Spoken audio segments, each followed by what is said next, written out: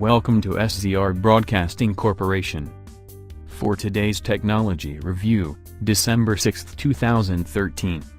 Is there a dark side to Amazon drones, Google robots? I've got Amazon.com drones in my future. I use Amazon's Prime delivery service for everything from rechargeable batteries to art books to beef jerky, and so I was quite taken aback when CEO Jeff Bezos showcased a drone delivery system called Prime Air on 60 Minutes this past weekend. The idea is that packages below £5 could be delivered straight from Amazon distribution centers to customers within 30 minutes using drones. For now, it seems like half-pipe dream, half pseudo-marketing. As many have observed, it probably wasn't a coincidence that the 60 Minutes segment aired on Sunday ahead of Cyber Monday, the busiest online shopping day of the year, a good time for Amazon to be in the news. Since Sunday's show, media coverage of Bezos' plan has overwhelmingly focused on the technical and logistical aspects of Prime Air.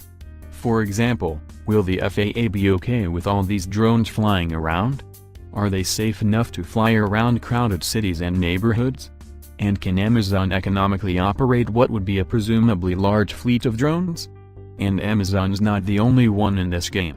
The Verge reported that United Parcel Service is researching delivery drones too.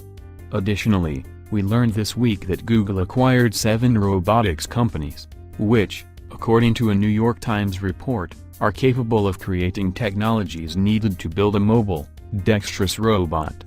Remember, Google has been experimenting with driverless cars, and is actually running a same-day delivery service in California, so it is definitely interested in humanless logistics, for lack of a better term.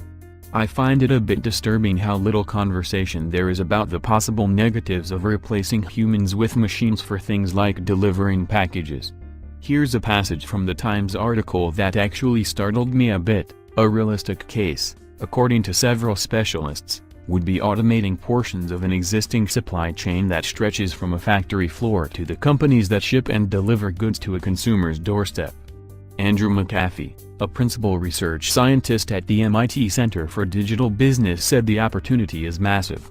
There are still people who walk around in factories and pick things up in distribution centers and work in the back rooms of grocery stores.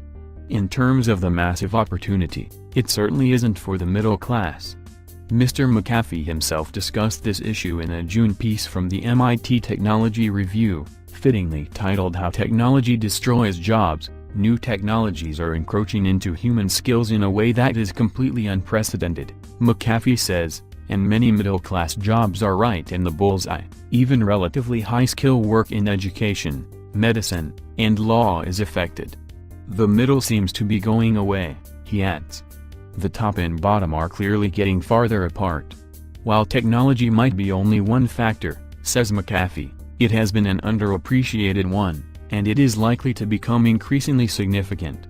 And what about the people who make a living in the back rooms of grocery stores? Should we simply write them off as left behind because machines are more productive? Here's more from the Times on Google's Andy Rubin, the engineer behind the Android operating system who is now heading up the company's robotics effort. "I have a history of making my hobbies into a career," Mr. Rubin said in a telephone interview. "This is the world's greatest job. Being an engineer and a tinkerer, you start thinking about what you would want to build for yourself."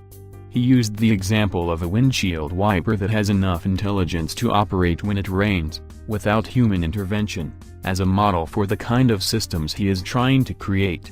That is consistent with a vision put forward by the Google co-founder Larry Page, who has argued that technology should be deployed wherever possible to free humans from drudgery and repetitive tasks. Well, there are a lot of people who earn honest livings from drudgery and repetitive tasks. My father dropped out of school at a pretty early age. But he went to trucking school and learned a skill that allowed him to earn a good living doing something he enjoyed. In fact, he'd still be doing it at 71 if he could get his big belly up into the cab. Nonetheless, as much as he liked his job, he certainly experienced a lot of drudgery and repetition. There was a lot of waking up at 4 a.m. to do round trips from Brooklyn to Indiana, and an awful lot of late nights on the road. But would it have been better for that job to not exist? There's no standing in the way of technological advancement. But we shouldn't gloss over the inevitable friction that comes with evolution, especially since in this case, the end result looks like a class war.